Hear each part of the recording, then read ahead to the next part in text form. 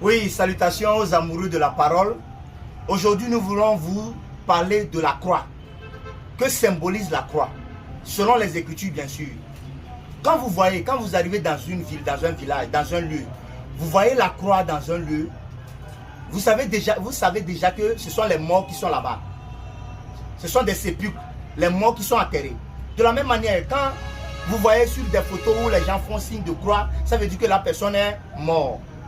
De la même manière aussi, quand vous allez voir certains bâtiments, soi-disant bien sûr église, puisque l'église ce n'est pas le lieu, mais l'église ce sont ceux qui ont cru en Jésus-Christ, vous allez voir sur ces bâtiments les croix, des grandes croix sur le devant du bâtiment.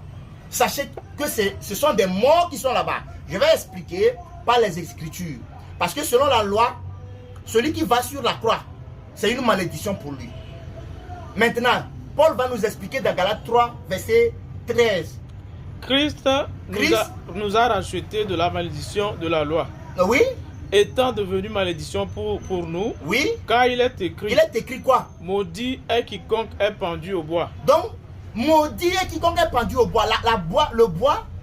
La croix, c'est une malédiction. Et Christ a pris notre malédiction pour amener sur la croix. Aujourd'hui, Jésus-Christ n'est plus sur la croix. Jésus-Christ est ressuscité. Donc, quand vous voyez quelque part des signes de croix, ça veut dire que ce sont des morts ambulants qui sont là-bas.